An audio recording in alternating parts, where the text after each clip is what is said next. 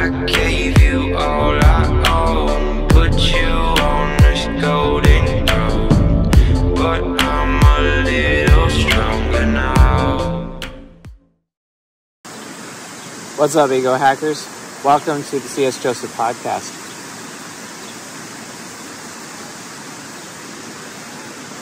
So, today's question: how can INPs, which are basically INTPs and INFPs, how can they get rid of bad habits and replace them with good ones?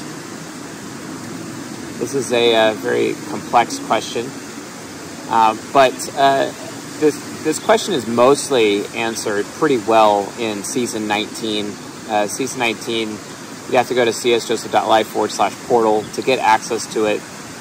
One episode at a time, basically. You have to have access to the Discover INTP or Discover INFP portion of the members portal. It's like some one-time fee, and you got basically lifetime access. And any time we release content specific to an individual type, we update those over time. And I think when we do Season 24, as well as the Duality series, which is going to be Season 14, Part 3, those will all be updated with those episodes when the time comes. So it's kind of nice just to be able to log in and see all the pertinent information for your specific type in one place. And I highly recommend you get access. Not only that, if you do buy access, you get taken to another page which will allow you to get all of them for an insane discount, and then you can get all of them, so you have access to all of the types. And then obviously, you know, if you had someone in your family, whatnot, that you wanted to share that information with so they can learn how to become the best version of themselves or learn how to do relationships or whatever it is in terms of health, wealth, relationships, etc., relating to their type, I highly recommend getting access to those, because they're kind of like living documents, or at least will be living documents as we continue to release content for them. So basically, INPs, because of introverted sensing child, due to the deadly sin of gluttony for INTPs and the deadly sin of sloth for INFPs, they end up oftentimes slowed down in life because they end up just getting bogged down by so many burdens, so many responsibilities, which leads them to being stuck in their comfort zone. They're both outcome types, and as a result of being outcome oriented, probably gonna have to move the camera here because of the wind. So I'm sure y'all like looking at the pretty waterfall, but let's do it on this side so that we don't have any wind problems. Still working on getting my shotgun mic with the new wind jammer on it, so this problem will go away and I don't have to care about it anymore. Anyway, the point is, they end up getting stuck in their comfort zone, and usually it's because of bad habits. INPs have this insane struggle with their comfort zone, especially since they're both outcome types with introverted sensing child mixed in. These are the people who, if there isn't going to be a favorable outcome for them in any particular situation, even if it means getting out of bed, they're probably not going to do it unless they know that there's a guarantee that they're going to get the outcome that they're looking for. And that can be very problematic for most people, getting stuck in their comfort zone. I mean, inside INFPs, their comfort zone, they can get insanely lazy, and they just really inhibits their own personal growth as people. That could be a huge problem for them. But also, INTPs, they can actually surrender themselves to a high level of consumption, ultimately hedonism. And hedonism, you know, most people think it's like debauchery, you know, smoking, drinking, having lots of sex. But hedonism can just be as simple as playing World of Warcraft for 8 to 12 hours a day. I'm guilty of that. I used to do that. Back when I weighed like an insane amount, I was like morbidly obese, and those days were absolute hell. I regret what I put my family through in those days. I still remember February 2009 and working really hard on my death night in World of Warcraft, Wrath of the Lich King. And because I was working so hard on my death night, you know, my wife at the time, her car got stolen. That happened on February 26, 2009. Yeah, I was a real winner in those days. My goodness. It's one of the greatest shames of my life. But the thing is that at least I don't have SI child. At least I was able to, like, dig myself out of that hole and actually, like, get some semblance of personal strength and personal growth as a result. But introverted sensing child can get so stuck in addictions relating to hedonism or addictions relating to laziness, etc., that they end up going nowhere in their life, and they end up developing the habit of hedonism or the habit of laziness. And these habits cause them to become insane burdens on other people, and it makes them entirely undesirable. They are like the most undesirable of the types. This is what people would label like the unfit or the undesirables of the 16 types, because of these bad habits that just are built to enable introverted sensing child.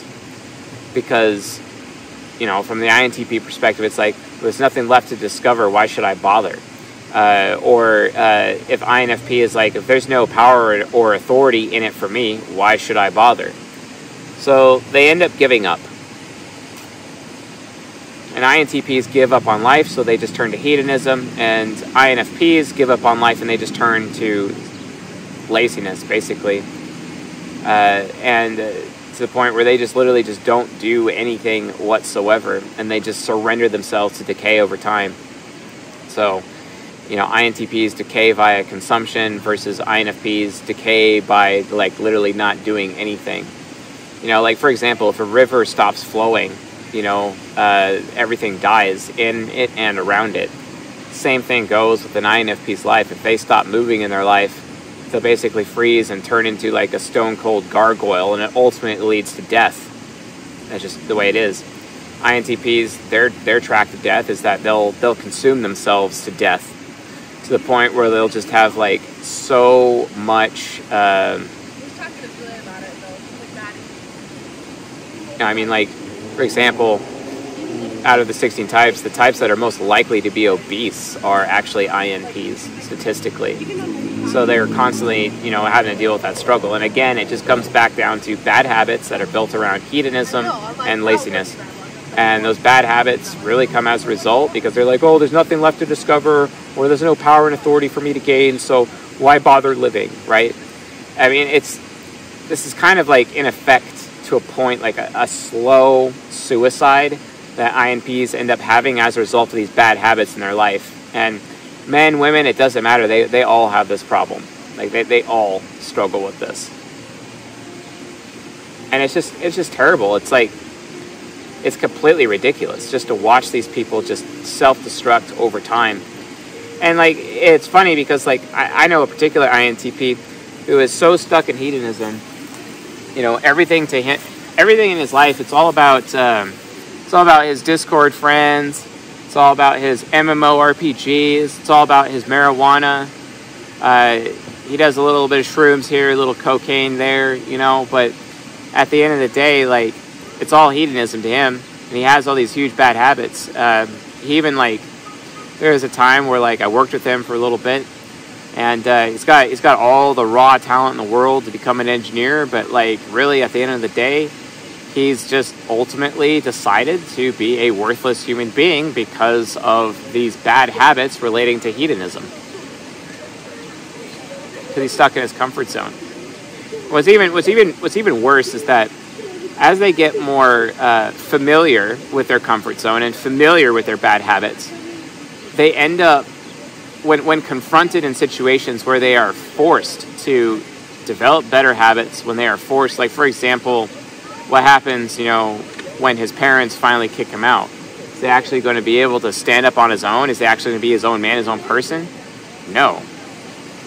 And what's really lame, like, I have an INTP family member who's literally on the same track, to the point where he's like, okay, why bother going to school? He's like a junior in high school, and he's like, fine, I'll just live on the street then. Like, that's the problem with these SI child types, is that they can get so comfortable in their own filth, so comfortable in the hedonism and the laziness, that they're willing to just decay to a point where I mean, like, you see entropy happen to those types more than anyone else. I mean, life ages them because they're not willing to either swim against the current or swim with the current. They're just not willing to do anything. They just want to stay put. And it's no mystery to me as to why, you know, people don't even want them.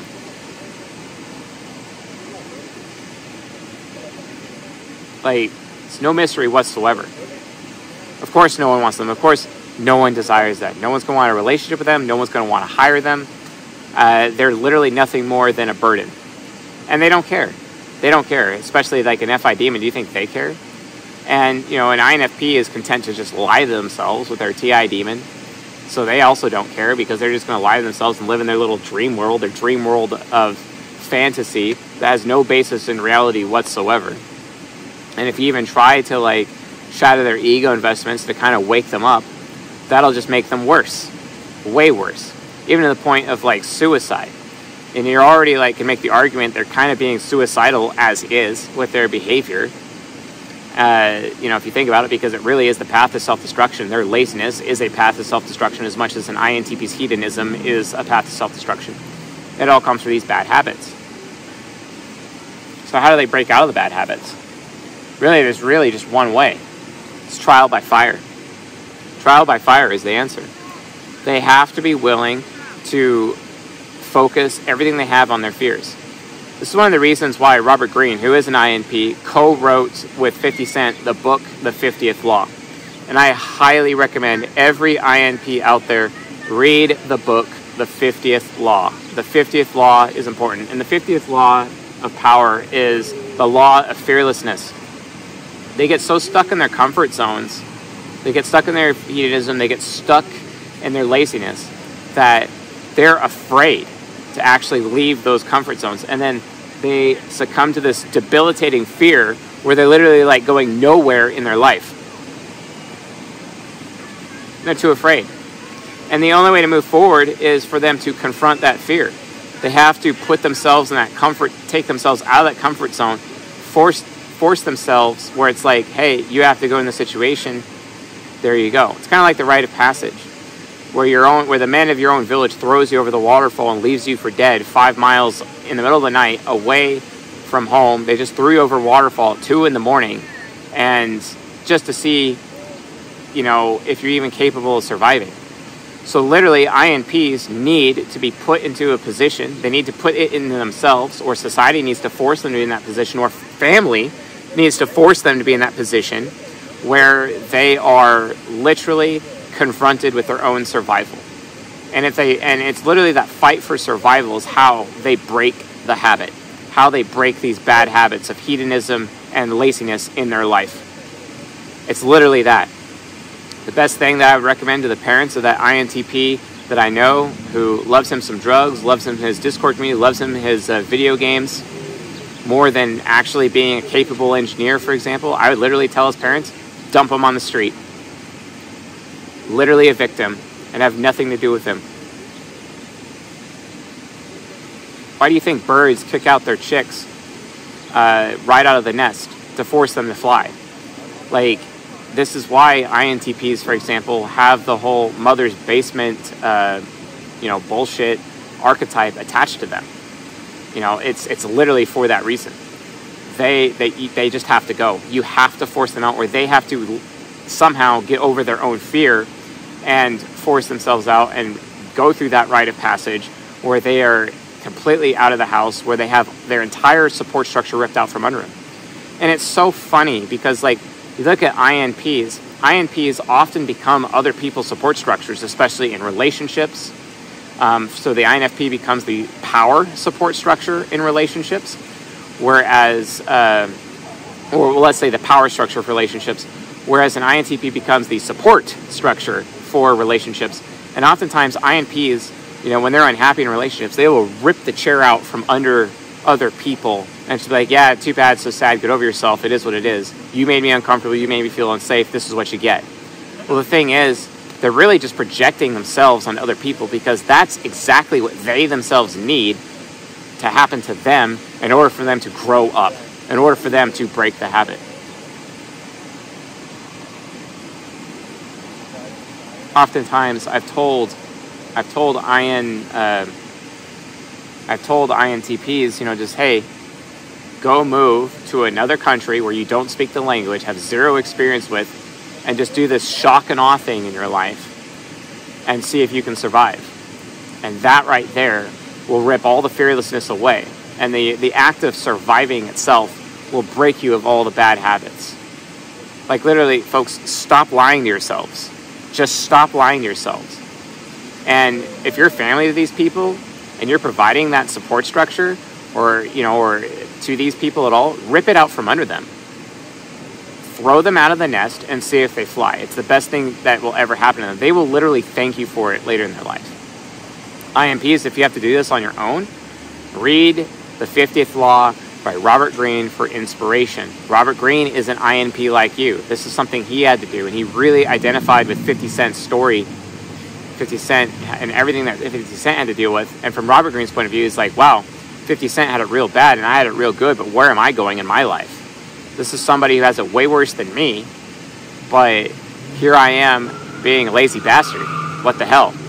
And that's ultimately his motivation for writing the 50th Law, as a reminder to himself to not shrink back into those bad habits of laziness, because there are other people in this world, INPs, that have had it way worse than you. Yet you folks are always the first people to complain about when you're uncomfortable. You're always the first people to be willing to rip out the chair out from other people. And it's really sad. Like hypocrites. You're all hypocrites. So please understand that difference. Understand what that means. Like, if you want to get anywhere in your life, if you want to be successful in any way, shape, or form, then I highly recommend you actually take that leap of faith. I recommend that you confront your fear of leaving your comfort zone, and force yourself through self-discipline to get out of your comfort zone and do something new. If you're an INTP and you think there's nothing left to discover in the world, you are a fool. I mean, if Einstein can just do thought experiments in his head and come up with a theory of relativity, which was proven in 2020, by the way, it is a proven theory now with concrete evidence to back it up. It is a fact. It's no longer a theory. Then what the hell are you doing? There's so much more in the entire universe that has yet to be discovered. And you, INPs, if you really don't think that you're fit enough to get power and authority, well, what little power and authority you actually have, why don't you give it to other people and have them act on your behalf and become a conductor of authority, so that you can actually be better and gain more power for yourself over time, more authority for yourself over time, so you can stop having feelings of powerlessness, which is contributing to your laziness to begin with. It's disgusting. And quite frankly, you people disgust me. If you guys, INPs stuck in their comfort zone, disgust me. They absolutely disgust me. They are gross to me. Ugh, I don't want them. I don't want to be around them. I don't want them in my life, and no one should. And everyone else watching this video, if you're having an INP who's this way in your life, cut them out of your life immediately. I don't care if they're your own child. Cut them out and force them to walk on their own. Force them to jump out of the nest. I don't care if they may even die. Yeah, there's always a risk of anyone dying every day anyway. Like a plane could just crash into me right now and I could be dead on camera, okay? But that's what can happen, all right? So that risk, the risk of death always exists anyway. So force them out. If youths can be thrown over a waterfall in the middle of the night in the Amazon rainforest, and they can make it back to their village the following day, and that's a rite of passage, then y'all don't have any excuse. You have no excuse. Nobody has any excuse. Really. And besides, INPs, when you get this lazy and this hedonistic, you are really dishonoring your ancestors who have fought wars, fought battles, who were raped, who were murdered, just so that you could be alive today. And you are destroying their memory. You are literally pissing on their grave right now, and you are disgusting to me. So why don't you all just grow up and engage in the 50th law of power, known as fearlessness? Because guess what? That's the only way you'll actually be happy. So anyway, folks, thanks for watching and listening to this episode. I'll see you guys on the next one.